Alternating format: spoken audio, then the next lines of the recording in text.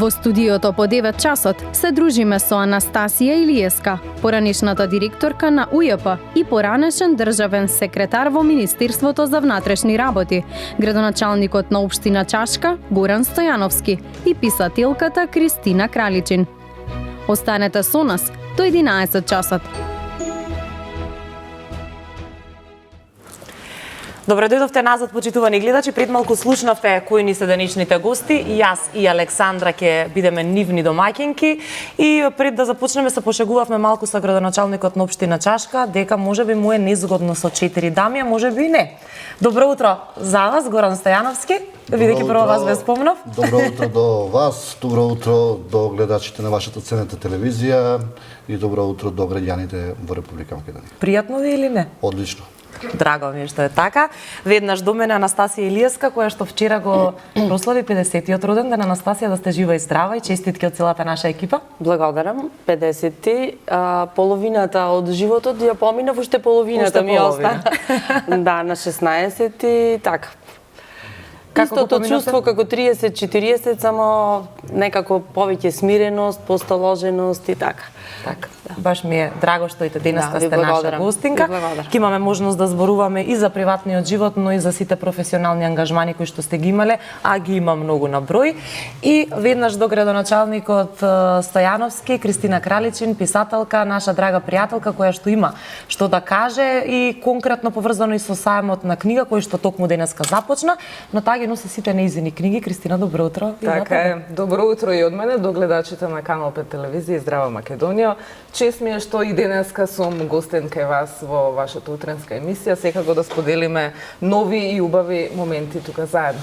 Така, да се ја поздравам и мојата колешка Александра, како што споменав, јас и ти ќе бидеме денеска домаќинки на овие прекрасни гости. Се надевам дека убаво ќе си поминеме, ќе си правиме убав разговор и за пишаниот збор, ќе ја споменеме и музиката, можеби спортот, не знам, ќе видиме кој од нашите гости Александра, можеби некој спортувал како мал. Така е, Милина, секојдневно имаме убави интересни гости кои на некој различен начин ги представуваме, за разлика од тоа што се навикнати гледачите да ги гледаат преку малите екрани. Овој пат релаксирано, опуштено, да го времеплов на нивниот живот, детството, студиите и се она што го оставиле како печат до денеска. Така, јас би започнала веднаш со градоначалникот на општина Чашки да го одговорим на прашање кое што го имавме минатата недела од наша гледачка, кога се слушнавме на телефон, ви кажав дека имавме едно такво прашање и утрово им кажавме дека ќе имаме можност во живо да го слушнеме. Стануваше збор за село Нежилово. Насред село има дрвен мост кој ќе се сруши, значи во лоша состојба. Дали градоначалникот може да превземе нешто? Што можете да ни кажете за ова? Јас уште веднаш после вашиот допис, мислам дека и ние ви одговоривме во писмена форма на мејл. Ги пратив службите да го погледнат мостот. Мостот не е во толку лоша состојба. Он е со убави ракли, има дрвена конструкција и планираме во после изборите да го санираме, тоест да го избетонираме и да го зацврстиме. Зошто по избори градоначалник? Затоа што не. Сега се избори, изборен процес и нормално не можеме да менуваме годишна програма и така натака. Значи ќе биде. Да, се шегувам, но некако сите ги очекуваат по изборите работите. Ќе тргнеме ли во вистинска насока по избори? Мислам дека да. Јас се надевам и посакувам да тргнеме во вистинска насока. Затоа што, нели, јас доаѓам од водачката политичка партија, тоа нормално ви е сигурно доста познато. Очекувам дека единствен пат на оваа држава е само кон Европската унија, никако насад. Анастасија, како дел од редовите на ВМРО, да, ДПМН, пак што вие велите на ова прашање што колешката Александра го постави? Дали ќе тргнеме кон вистински пат, еве ако велиме по изборите? Самите граѓани можат да направат споредба пред и потоа и буквално она кое што ВМРО, ДПМН и коалицијските партнери го нудат. Никогаш ВМРО ДПМН не се откажало од патот кон Европска унија, а патот кон Европска унија треба да биде подобар стандард, нула корупција, многу проекти кои што ќе го подобрат стандардот и животот на граѓаните, само на тој начин ќе има место за нас во Европска унија. Тоа е патот. Добро. Зошто само ќе ве прашам, цело време целиме кон Европска унија. Една Швајцарија не е во Европската унија, извонредна, средена, системски во секој функционира. дел од граѓаните не ни ја посетиле Европа, не се ни качиле на авион, ниту пак возови кои што ги немаме, а цело време им ветуваме работи за кои што не знаеме и дали ќе се остварат. Определбата на граѓаните на Република Македонија Прашањето е до двајцата, извинете. Пред многу години е определба за членување во Европска Унија и за членување во НАТО. И од таа определба ВМРО ДПМН не отстапува, но мора ние да ги исполниме условите за да има место за нас во тие организации. Сепак тука треба да се вложи многу труд, многу посветеност, подобрување на животот. И секако првично приоритет треба да бидат граѓаните на Република Македонија, нивниот стандард, нивниот начин на живот, нивните услови, многу добро образование, учебници во образованието, кое што воопшто не треба ни да стане тема за разговор, сигурно здравство, функционирање на институциите, нула корупција и криминал. На тој начин само ќе ја доведеме Европска Унија во Република Македонија.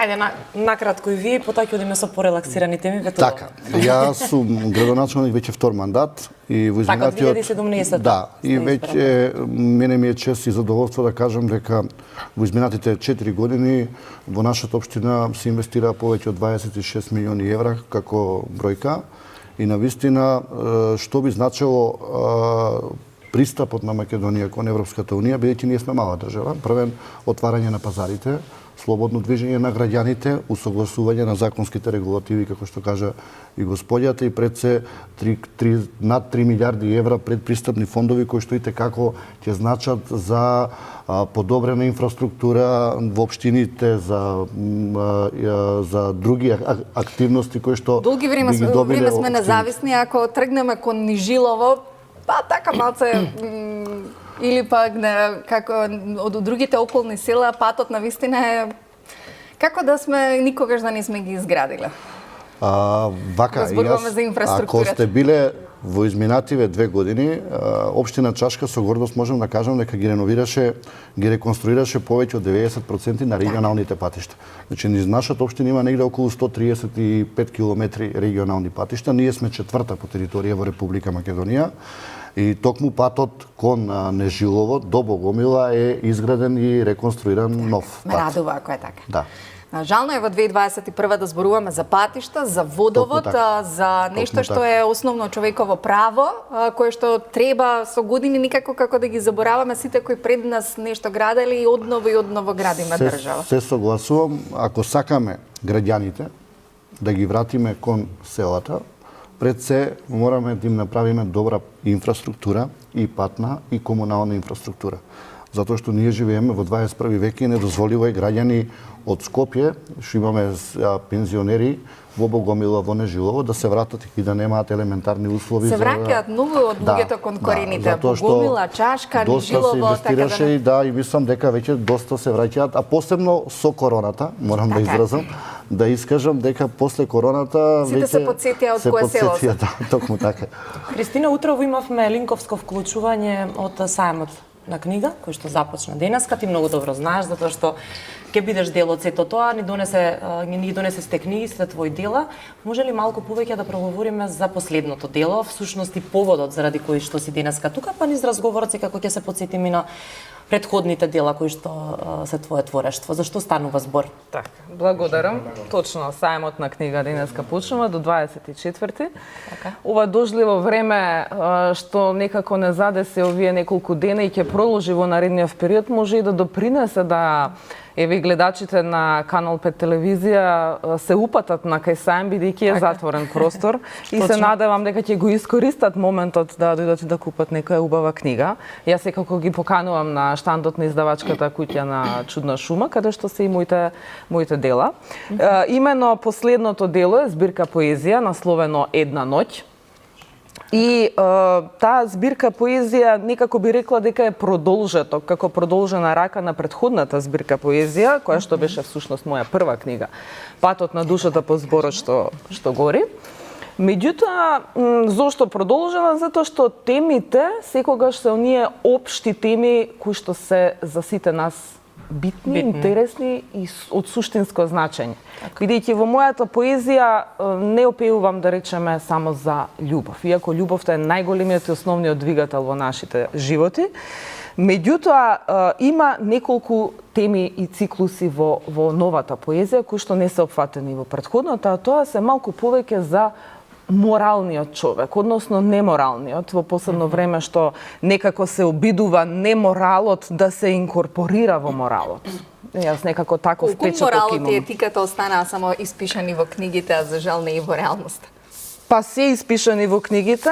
Се надевам дека преку пишувањето, еве и на оваа поезија, затоа што ги допирам тие точки обштествени, да речам, со моралните вредности, дека ќе го променам или можеби ќе влијам на погледот на читателот кон светот надвор. Доколку сакаат да ве запознаат гледачите кои се и ги сакаат вашите книги, дали тоа ќе се случи на сајмот за книга, ќе има ден посветен на вас и на вашата литература?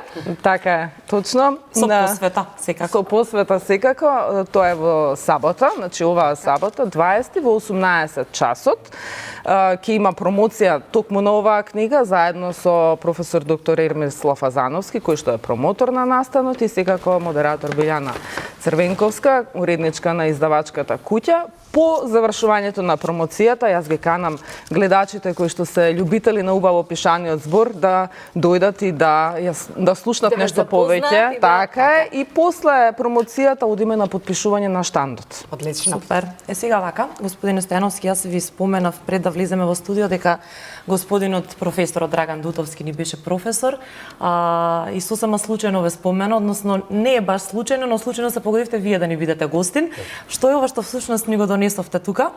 Тоа е окарина, која што е пронајдена близу на селбата Чашка, на едно археолошко наоѓалиште, и токму господинот Драган Дутовски имавме можност да го слушнеме како низ свири преку ова окарина.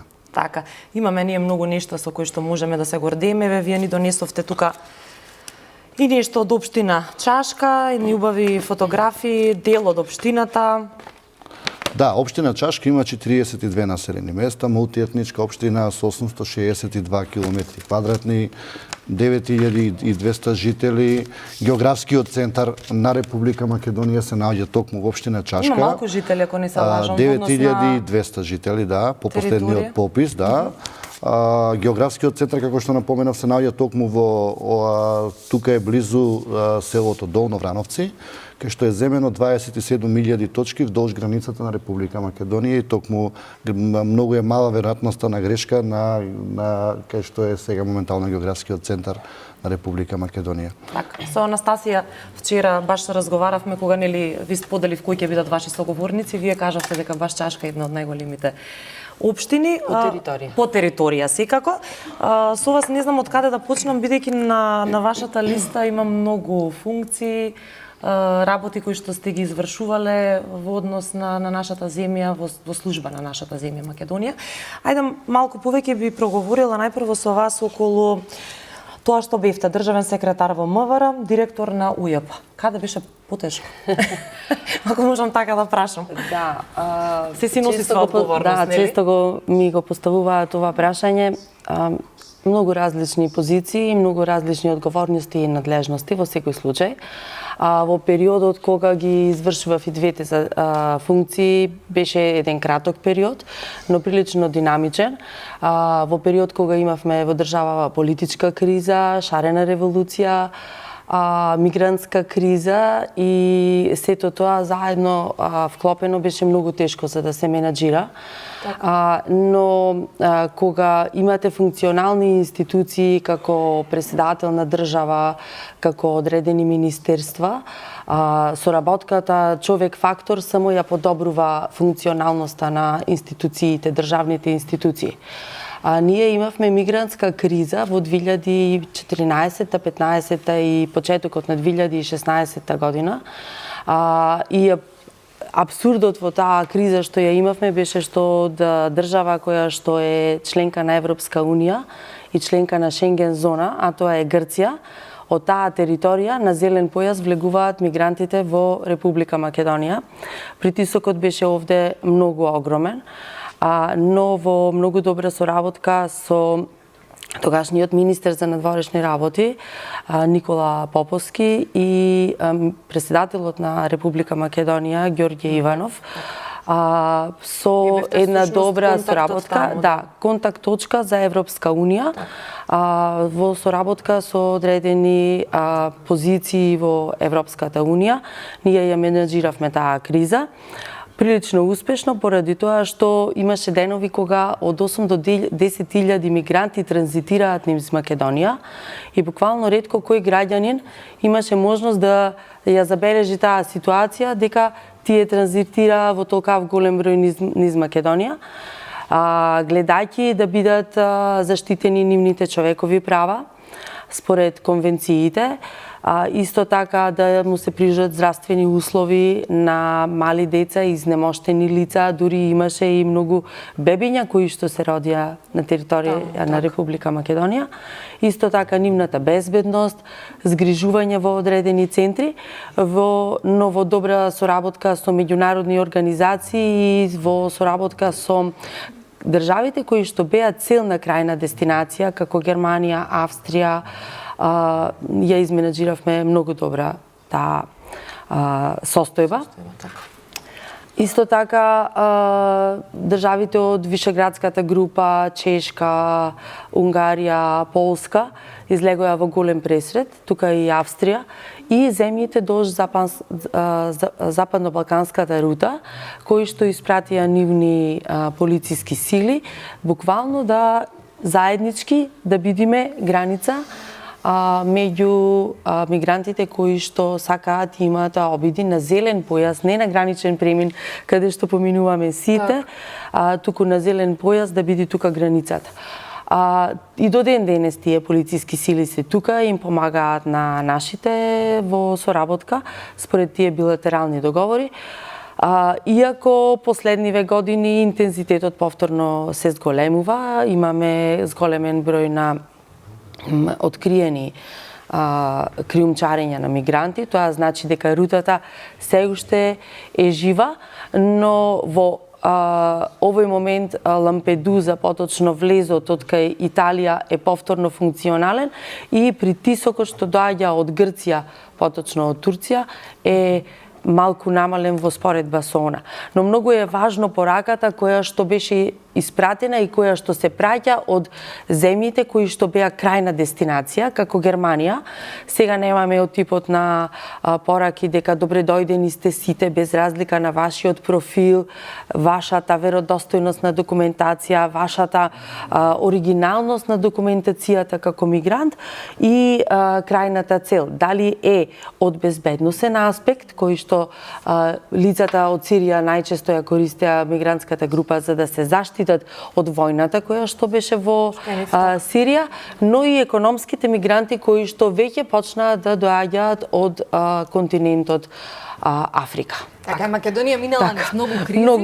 Многу широка тема. Така, многу е широка темата и но Македонија, сакам уште тоа да го додадам, имаше многу значајна улога и буквално зад сцената секогаш председателите и премиерите на битните држави од Европска унија ни ја укажува благодарноста за она кое што го направивме во тој момент. така. Може да се освежите сега со сокчињата и ледениот чај од Олимпос, видов дека сте мислам дека се треба да се послужиле освежиме веќе. со поезија. Милена, Може, се согласуваш зашто да ли? не? Може ли една Одлично. песна да ни прочитате Секако. од вашата збирка? Со задоволство.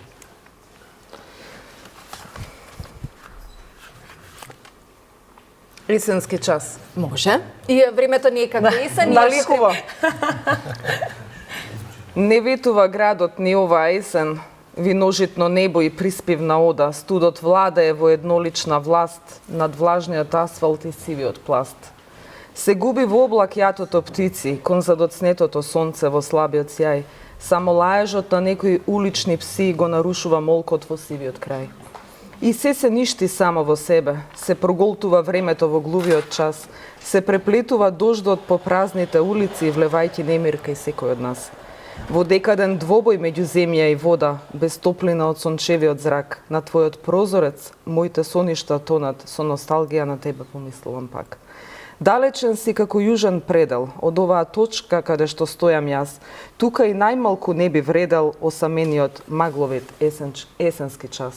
И една минута во твојата преградка за мене значи квантен скок. Само крај тебе есента е прекратка, затоа што љубовта нема временски рок. Браво, многу убаво. Не разнежнивте. Колку вие имате време да читате, Анастасија, господине Стојановски? Имате ли време со оглед на вашите обврски? Па да, со оглед на моите обврски многу малку имам време јас да читам. За жал, работата постојано бара захтевна, затоа што нашата работа како градоначалници јас ја гледам како менаџирање, затоа што ние сме генерални менаџери. Многу луѓе ќе речат, многу граѓани ќе речат, вие сте политичари. Не, ние сме пред се менаџери, затоа што во една општина, ако не ги засукаш ракавите и ако не почнеш да работи, затоа што прва работа која што граѓаните гледаат е локалното добро, дали е нешто изградено, направено. Така да, со оглед на тоа во каква ситуација ја затекнав јас општината и до кај дојдовме денес, навистина успеавме за изминативе 7 години скоро да направиме многу работи. Јас сум само критичен, ќе речем дека секогаш се може подобро и повеќе ако се сака, но навистина тежнееме кон подобар живот на сите граѓани во нашата општина.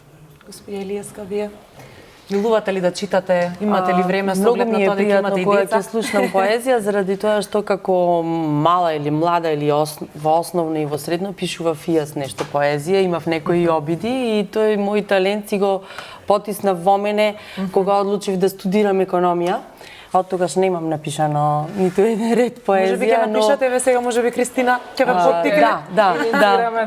Мотивација за пишување. Но тие скриени емоции, таленти, она кое што сакаме да го искажиме преку пишаниот збор, веројатно во некоја друга ситуација, некои помирни години, може би ќе се навратам на тоа. Јас тоа го велам и во други интервјуа сум го зборувала дека потребен е мир пред се за писателот за да може да пишува. А ова време, брзо време на активности, на обврски, поготово ако сте челник на некоја институција, еве како градоначалникот што вели, навистина сме во борба со времето да ги постигнеме и основните работи, а камоли да ги прочитаме чувствата. Камоли да оставиме време за нас за да можеме духовно повеќе да се развиваме. Навистина, времето денеска не ни дозволува да се надградуваме себе си. Така би дошло, затоа што токму поезијата и убавиот пишан збор влијае во нас, во нашето развивање, нашата свесност.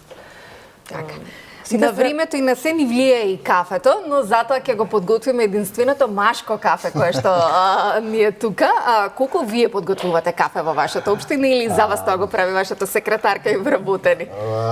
Дома морам да пофалам постојано супругата ми го готви кафето. Секако чест, така. Убаво ли го прави кафето? Да, убаво кафе. Добро. На работа го пијам првиот чај кога стигам, да ми го вари секретарката. Да ги пофалиме вака, ја знаете, да, вработените. Да, сигурно гледаат сега. Да, токму така би сакал да ги пофалам сите вработени во општина Чашка и да им се имам одличен тим таму кој што навистина во изминативе години се вложија премногу.